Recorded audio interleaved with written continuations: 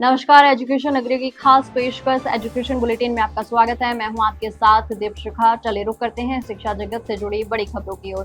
प्रक्रियाधीन भर्तियों में 1 साल वेटिंग नियम लागू करने की मांग इस समय सबसे ज्यादा जोर पकड़ रही है और इसी मांग को लेकर 30 जुलाई को जयपुर के शहीद स्मारक पर युवाओं ने धरना प्रदर्शन करते हुए सरकार तक अपनी बात पहुंचाने की कोशिश की थी। तो वहीं पिछले दिनों मुख्य सचिव ने भी जब भर्ती परीक्षाओं की समीक्षा बैठक की तो इस मुद्दे पर चर्चा करने की भी बात सामने आ रही है। इसके साथ ही अब सरकार भी 1 साल वेटिंग नियम को लेकर थोड़ा गंभीर नजर आ रही है। जानकारी के अनुसार पिछले दिनों सीएम उज्ज्वला शर्मा ने अधिकारियों को 1 साल वेटिंग नियम को लेकर समीक्षा करने के निर्देश दिए थे, जिसके बाद अब अधिकारी 1 साल वेटिंग नियम प्रक्रियाधीन भर्तियों से किस प्रकार लागू किया जा सकता है, इसको लेकर कानूनी राय ले रहे हैं। सीएम उज्ज्वला शर्मा ने अधिकारियों को साफ निर्देश दिए हैं कि युवाओं को इस घोषणा का ज्यादा से ज्यादा लाभ कैसे दिया जा सकता है, इसको लेकर कोई बीच का रास्ता निकाला जाए। ऐसे में अब देखना होगा युवा हितों में सरकार आने वाले समय में क्या फैसला लेती है। राजस्थान चतुर्थ श्रेणी भर्ती को लेकर जयपुर जिले में नया विवाद सामने आया है। जिला शिक्षा अधिकारी जयपुर की ओर से जारी नियुक्ति आदेश एवं स्कूल आवंटन सूची में 38 चयनित अभ्यर्थियों के नाम शामिल नहीं है। बताया जा रहा है कि जयपुर जिला आवंटित होने वाले कुल 1085 चयनित अभ्यर्थियों में से केवल 1047 अभ्यर्थियों को ही नियुक्ति आदेश में शामिल किया गया है। सूची से नाम गायब होने के कारण इन 38 अभ्यर्थियों की चिंता बढ़ गई है। खास बात यह है कि इनमें कई अभ्यर्थी ऐसे हैं जिनकी डिग्री न तो बाहरी राज्य की है और न ही वे दिव्यांग श्रेणी में आते हैं। इसके बावजूद उनका नाम नियुक्ति एवं स्कूल आवंटन सूची में नहीं दिखाई दे रहा। नियुक्ति आदेश जारी होने के बाद अभ्यर्थी अब विभाग से स्थिति स्पष्ट करने की मांग कर रहे हैं। शनिवार और रविवार को कार्यालय बंद रहने के कारण तत्काल समाधान की उम्मीद भी कम है। अभ्यर्थियों को आशंका है कि कहीं सूची में नाम छूटने से उनकी नियुक्ति प्रभावित न हो जाए।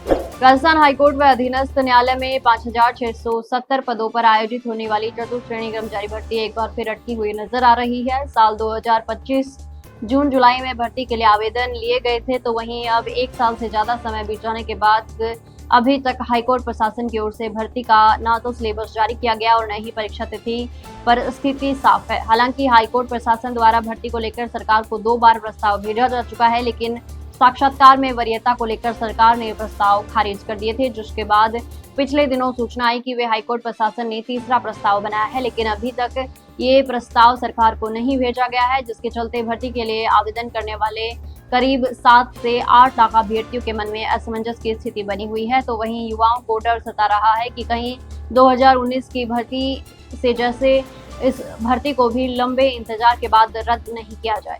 राजस्थान लाइब्रेरियन ग्रेड 3 भर्ती 2024 के चयनित अभ्यर्थियों के लिए बड़ी खबर है। लंबे इंतजार के बाद अब नियुक्ति प्रक्रिया आगे बढ़ने जा रही है। माध्यमिक शिक्षा विभाग ने जिला आवंटन एवं पदस्थापन को लेकर पूरा कार्यक्रम जारी कर दिया है।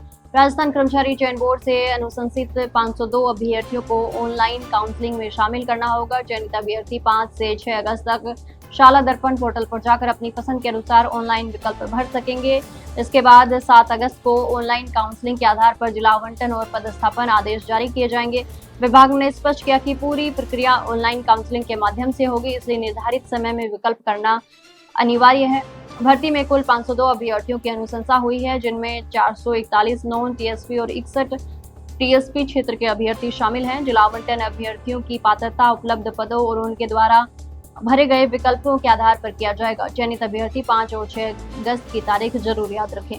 राजस्थान एसओजी ने परीक्षा धांधली के 2 अलग-अलग मामलों की कार्रवाई करते हुए 2 आरोपियों को गिरफ्तार किया है।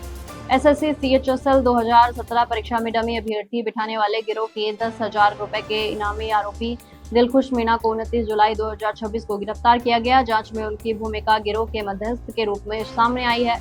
इस मामले में अब तक कुल 10 आरोपियों की गिरफ्तारी हो चुकी है। वहीं उच्च प्राथमिक विद्यालय अध्यापक सीधी भर्ती परीक्षा 2022 पेपर लीक मामले में एसओजी ने नागौर निवासी सुरेश कासनिया को गिरफ्तार किया। जांच के अनुसार आरोपी ने सह अभियुक्तियों के साथ मिलकर अभ्यर्थी को परीक्षा से पहले प्रश्न पत्र उपलब्ध करवाने और पढ़ाने का झांसा देकर अवैध रकम का लेन देन किया था।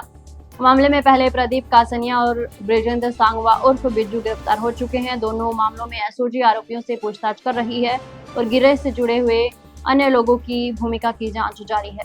तो ये थी शिक्षा जगत से जुड़ी बड़ी खबरें। कल फिर आपके साथ रूबरू होंगे, तब तक के लिए नमस्कार।